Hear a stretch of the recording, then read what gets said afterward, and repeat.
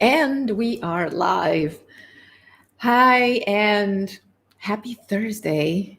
And thank you for being here with me today to discuss a topic that I really wanted to talk about. I really wanted to talk about for a long time: well being at work, a strategic long term leadership approach. I don't know about you, let me know in the comments. But I have had conversations with a lot of people lately about well being and what it means right now in the workplace compared to, let's say, 2 years ago.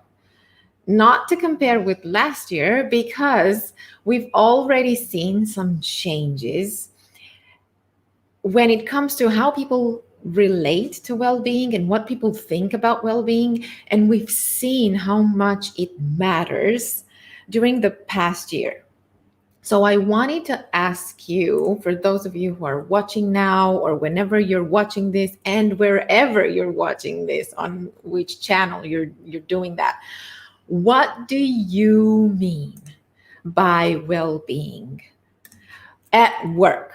What does it mean for you? And you might already have some initiatives in place that keep the well being there for employees. Or if you're a small business CEO, you're already doing some things for your people, for your teams. But what does it mean for you at work? What does it mean from the perspective of what's important to you?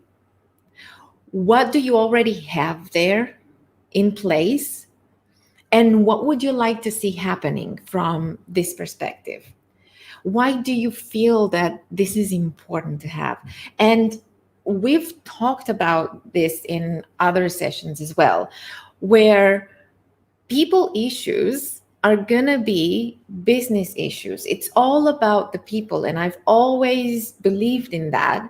And then you have one of the latest studies from Google saying that 65% of startups that fail because, not because of technology issues, but because of people issues. That's 65%, and they're only talking about startups. Now, in an organization that's larger, that means a lot, because it means that in each of the smaller teams and departments that you have, chances are you're going to have people issues, right? One way or another, it's communication breakdowns, a lot of things going on, the team dynamics, the team development stages, what stage your team is at right now, how do those people communicate comparing to other teams who are at a different stage, what are you doing for your people to keep that level of engagement, of motivation in place, which, by the way, these levels dropped dramatically, absolutely dramatically. And this is why I love working with managers and also with small business CEOs, because the pressure on them right now, and not just right now, it's been there for a while, for the past year, definitely. But now it's a different kind of pressure where everybody's overwhelmed and depleted with work. And then you also are everybody on your team who you're supposed to lead and manage and keep that level of engagement and motivation high. But at the same time, you as the manager, as a team leader, you have such a big pressure on yourself. And you're dealing with all of these people and all of these issues. And then who's taking care of you? So what does well-being mean? I'm really interested to know, what does well-being mean to you? And what would that help you with if you had, I don't know, higher levels of, well-being initiatives at work? What I wanted to say, and you keep that question in mind, first of all, let's start with a definition, right? I mean, that is the whole point, to start, defining things before we talk about them. And here's the definition of well-being: the state of being healthy, safe, comfortable, and happy. How about that? Well, you probably were already familiar, or intuitively we know what well-being is. It's like, I want to be well. That is well-being. But it's actually just naming what well-being means, and the states that it's supposed to bring, right? The healthy, and that was endangered for the past year, and it's still, so that one went off the table. So there you go, you have a lower level of well-being for the people in your team, because yes, we felt threatened from the health point of view. Safe, again, safety. Who was talking about safety for the past year? Where has safety gone? You never know when you're navigating in these waters that are not just change as usual change, but it's change that's been provoked by a crisis. Nothing seems safe anymore, and you can do the planning, you can't do anything long term, you can do the strategy long term anymore, because the ground is still shaking. So, comfortable, I think for the past year, we've started to learn to be comfortable with the uncomfortable of all of the changes that basically almost each day was bringing. And happy. Now, happiness is altogether a science in itself. And I think for the past year, what we've been doing individually and collectively is tried to find happiness in small bits and pieces, in small moments. We started to rediscover how we can be happy just because, I can go outside and I can have a walk and I can meet my friends, even if I need to keep the distance. I can at least get out of the house. So I think that level we were brought down at a survival mode, at a survival level, where basically everything that was getting ourselves out of survival mode, that was a luxury. It became a luxury to be able to actually see people and talk to people face to face for the past year. So what does this mean in the context of work? Well, a lot of you have missed people. A lot of you, I'm talking to a lot of people, they say, I miss hugging people. I miss going to the office. I miss having my morning coffee with my team. I miss going out on a Friday night with my team. I miss all of the things. I miss all of the discussions, the water cooler conversations. I even miss some of the meetings that we used to have. I miss going to the office and actually being able to focus on my work rather than having to deal with everything that I have around me at home. Esther Perel says something very beautifully, that during the past year, we haven't been working from home, but we've been working with home. And I think that's absolutely right, because when you're at home, and I talk to a lot of you who are parents, you know what I'm talking about. How can you, and the juggling that's been going on between your virtual meetings and focus time and the kids focus time and school online and all of that, that wasn't easy, and it's still not easy in some cases. And now we're going to adapt from that level to, okay, we can now go out, we can meet. So that is a whole new level of thinking about safety. And is it safe? Do I feel comfortable now?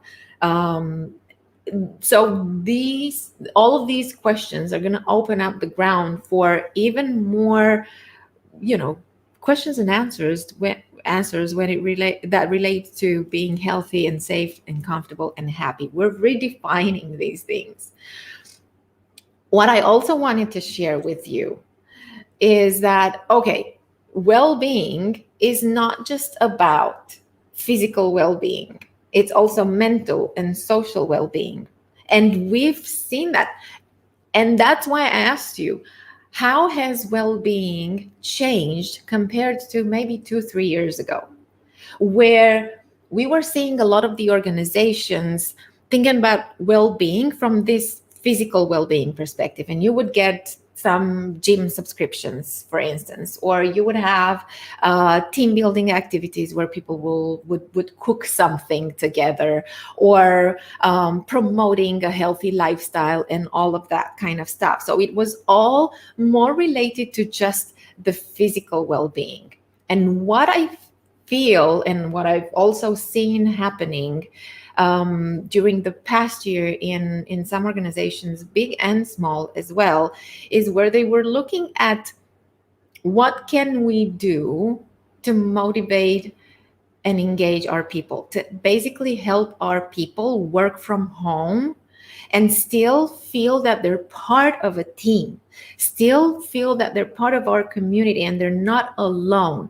They might be isolated, but let's help them feel less alone. I think this has been the struggle during the past year. And some of the organizations have found a way, because first of all, they've asked the question, what can we do to motivate our people more? What can we do to help them?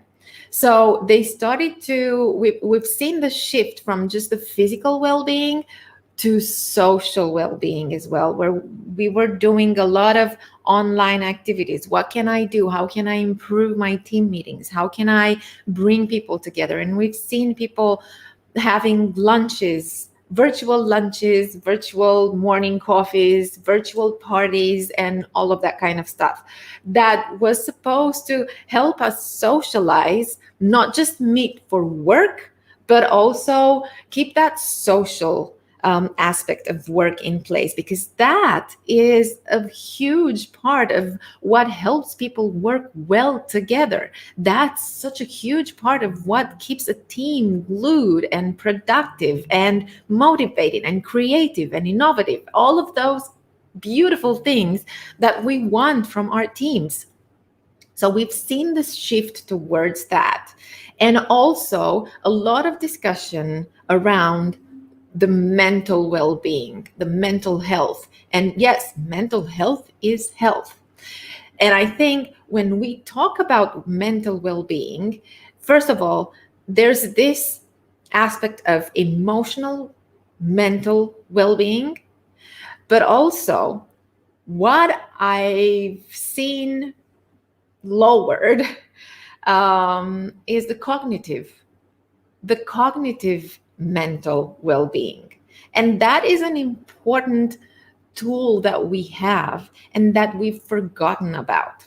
And what I mean by that, yes, we've been in survival mode, right? So we've had our budget completely cut.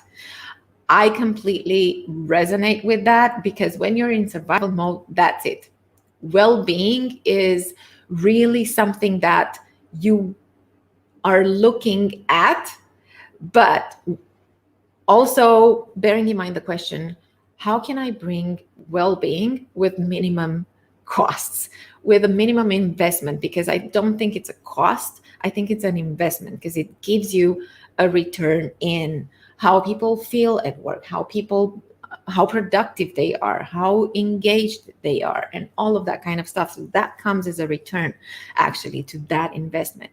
But when we talk about mental well-being, let's not forget about our need as human beings for growth. When we stop growing, that's when we die, basically, metaphorically or not. But that's what life is about. That's what we as human beings, as individuals, that's what we need. And in this environment of, I don't know, I still don't know if I'm safe, I still don't know what tomorrow is going to bring, I still can't plan super long term right now. But what I can do is I can prepare myself. I can still look at my personal and professional development and think about what I can do for myself for myself? What skills do I need to still develop? What skills do I need right now that would help me not just now, but that would help me long term? And we've talked about emotional intelligence. I always say start there. But not just that, we also talk about flexibility, adaptability, creativity, innovation, all of that kind of stuff. So these are skills that we can learn, but not just learn. We can, because there's a difference between learning about something and mastering that skill. So what I haven't seen yet as a discussion, and let me know if you have, because that would be wonderful, is what can I do for my team right now in terms of cognitive mental well-being? And there I also include not just workshops that are one-offs, but rather team coaching or group coaching or team learning, the kind of bringing social learning in the team, in the organization, so that people don't learn in isolation, but they learn together and they communicate and they also learn from each other. And they also discuss roadblocks, they discuss successes, and they discuss next steps, and they can do an action plan that's more doable, that feels more achievable, because they're all discussing it together and they are not just learning academically. That's not about that. It's they're being able to implement that learning on the job just because they talk about it, because they discuss, they have all of this dynamic that's new, and they can discuss. When we discuss about bringing more innovation and creativity, there's a lot of things inside our team, about our team members, that we still don't know. And going from that level of, I don't even know what I don't know about my teammates, and starting from there, and then discovering that and working with that and improving some of the skills and uncovering that potential, and then moving all the way to mastery, to a whole new level of team dynamic and communication. So that is what, for me, well-being in an organization means: mind, body, and soul. And when it comes to the mind, definitely it means everything that's related to the development of your people, not just your people, but everybody in that organization. And again, it doesn't matter if it's a small organization or a large organization. That feeling that people get, that they can grow and that they have tools available and the environment created around them available for that growth to happen, that is where you have a healthy culture. Because well-being in an organization is definitely related to the organization culture. What kind of culture do you want to have in your organization? What kind of environment do you want to create for your people to be able to grow? So that is my perspective on well-being and why it's important in the workplace. And we have a lot of models around us, and especially in the tech world, you know about organizations who offer counseling, who also offer coaching, individual coaching for their people.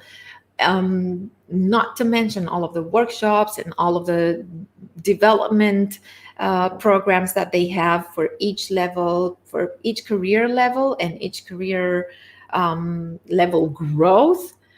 There's a program that you have available so that you feel you grow as you grow in your career, and you get that support that you need for the healthy kind of growth. So I'm absolutely super passionate about well-being. I think well-being is such a huge part of organizational culture. And it still needs to be addressed properly, not just from the physical and social perspective, but also from the mental perspective, and also aligning it with the business goals, with what do we want to achieve as a team, as an organization, What do we want? Where do we want to go? Because unless we align the two, then well-being will always seem like a nice to have. And I said seem because I think we all know by now that well being is a must have. It's not a nice to have anymore. If we want long term sustainability in terms of high performance in organizations, we cannot ignore well being that covers all of these aspects. And there are ways in which we can implement well being programs in organizations, but not just from the top down, also from the network perspective of the organization, catering to what the needs of the people are, looking at the feedback from your people. What is it that they would want? What is it that they would need? What is it that they feel they could use more of? Where do they still have trouble adjusting? And get that feedback, and then you can put together a well-being program, not just for them, but with them, and tweak it as you move forward. Okay, that's what I had to say about this in this live. By the way, if you want more, register for the live workshop. I'm doing a live workshop on 8th of June at 10 a.m. Eastern Time. The link is in the description of this video, so just click on the link and register. This is part of the All Personal monthly workshop series. So we start with well-being, and I'm going to give some tools and some strategies and for you to use, and something that you can include, some stuff that I've seen included by some of the people that I've been working with during the past year in terms of well-being and motivating and engaging their teams, some tools that you can use, some strategies that you can use, and then make sure that you get feedback from your people so that you build a program with them, not just for them. It's a two-way street. Make it a conversation, make it a dialogue. All right. That being said, thanks again for being here. Thank you for watching, and see you in another live next week, and hope to see you in the live workshop on June 8th. All right. Bye for now.